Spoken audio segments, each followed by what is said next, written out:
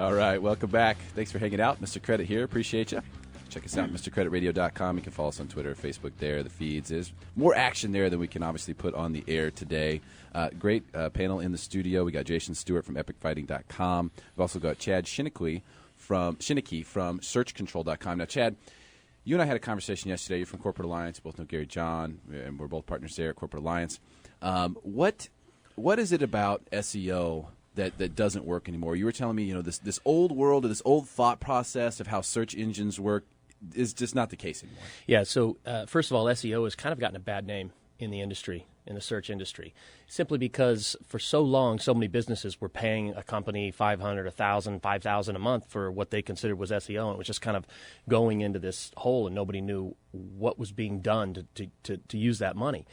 And the old way of search engine optimization, SEO, doesn't really work anymore. If you think about SEO, what the whole purpose of that was to try to get more people to visit your primary website. Well, so that's great. If you have one website, I guess, you want people to visit that one website. The problem is today, people don't really pay much attention to your primary website. Usually what ends up happening is people are going to do business with you and they go to your primary website, but they've already made their decision to do business with you before they visit your primary website. So most people, what they do is they Google, and they Google your business, and they're looking for negative stuff. They're looking for bad reviews. They're looking for chatter. They're going to talk to their friends on Facebook. They're going to go on Twitter, and they're going to try to find out the information about your company before they even get to your primary website. So your primary website is now the modern-day equivalent of a Yellow Pages ad in the 90s. Everybody out there knows that you created this cute little website and you directed how it's going to look and everything, and everybody knows it's just an ad.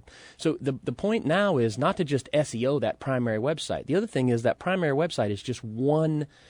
Think of it like the information superhighway. You hear that cliche a lot, information superhighway. And think about a nail out on that highway, and that nail is your website, and you're trying to get people to stop there.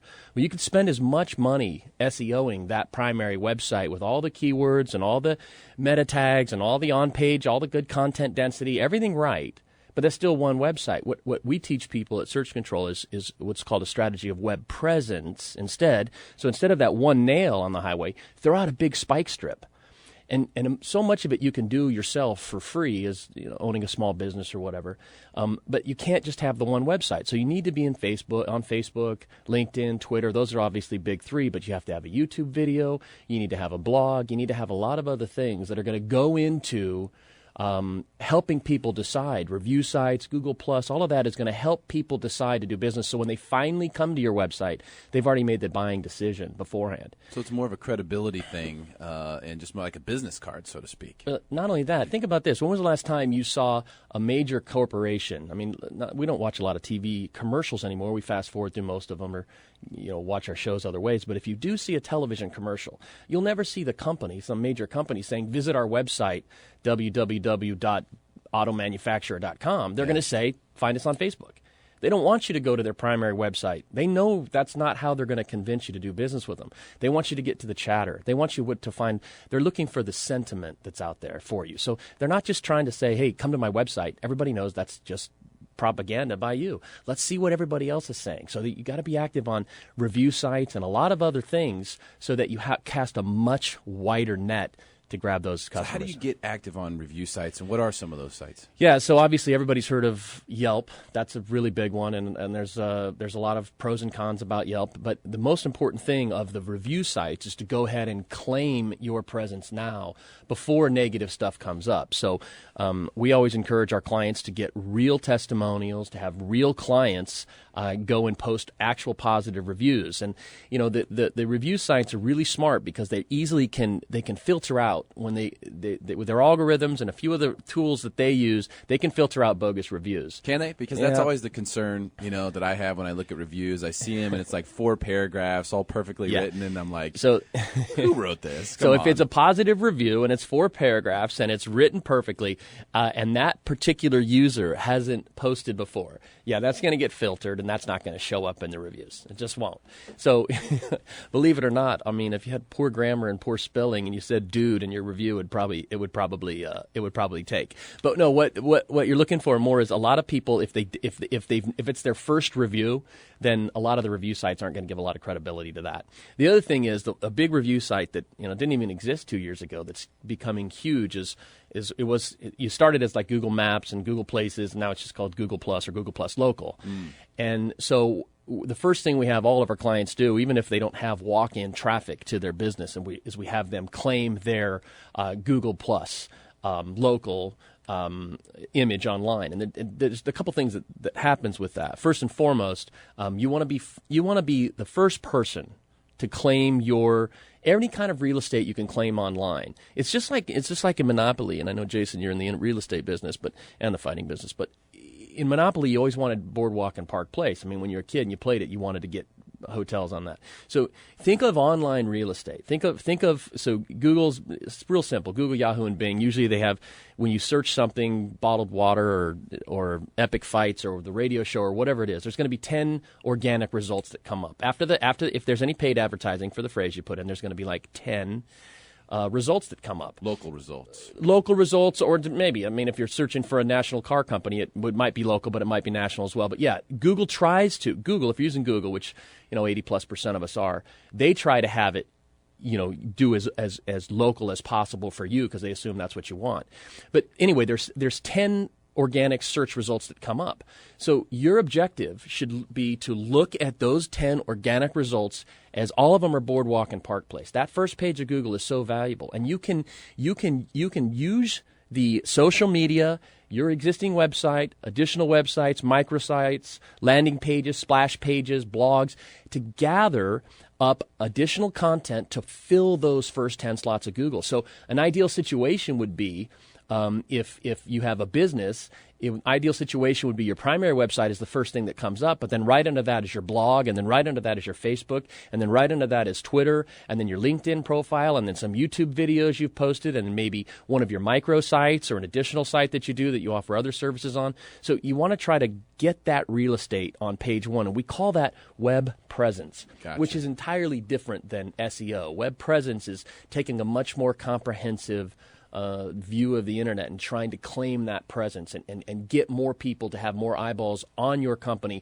but not just from your primary website. And what you're talking about is all free stuff, right? You can register those spots on Google for free. Yeah. You can sign up for social media for free. So, obviously I want everybody in the country to use my services and come, have me do it for you. But truth be told, about 70% of what we do at my company, 75% of what we do at my company, you can do totally 100% for free.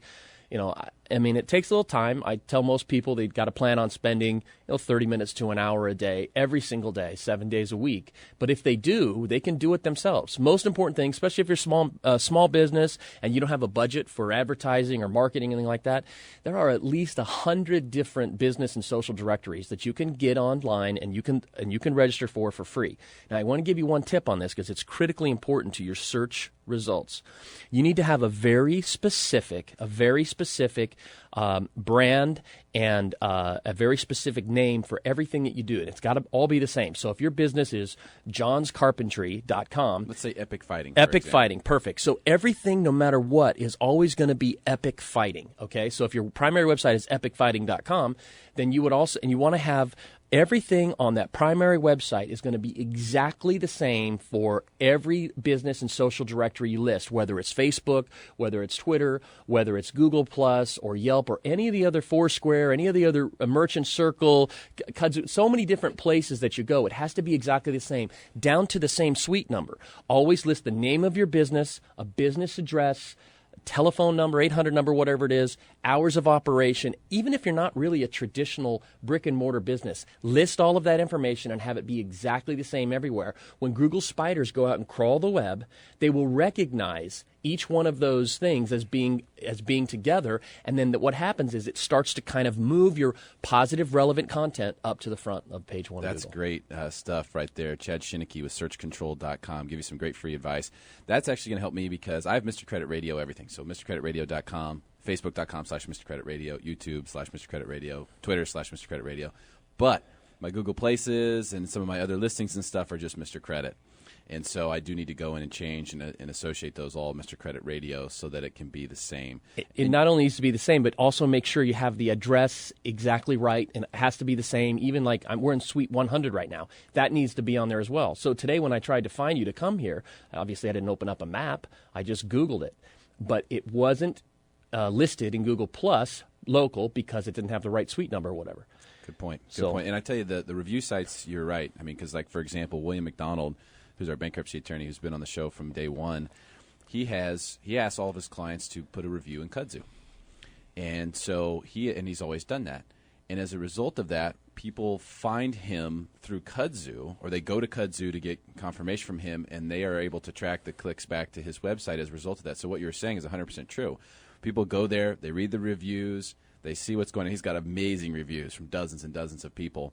But there's also, there's one or two in there that are like 2 stars. And he always laughs and says, that gives us street cred, because nobody's perfect. And these are, of course, crazy people. You can't avoid that, right?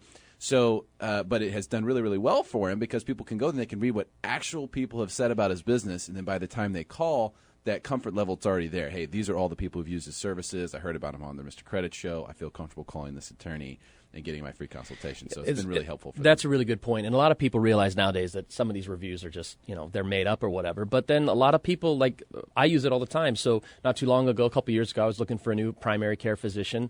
I Googled, somebody wanted somebody near my house. 2 doctors came up that were in my healthcare program that would pay for it or whatever. And they both looked like really good doctors. And this guy went to a little better medical school on the left. He looked like a real sharp guy, nice guy or whatever. I thought I'd probably go there. He's a little closer to my house than the other guy. And then I looked and read one of the reviews, and it said, and I kid you not, it said, this guy's doctor's office smells terrible. Every time I go in there, I feel sicker than when I walked in before. I don't know what it is, but it just smells terrible.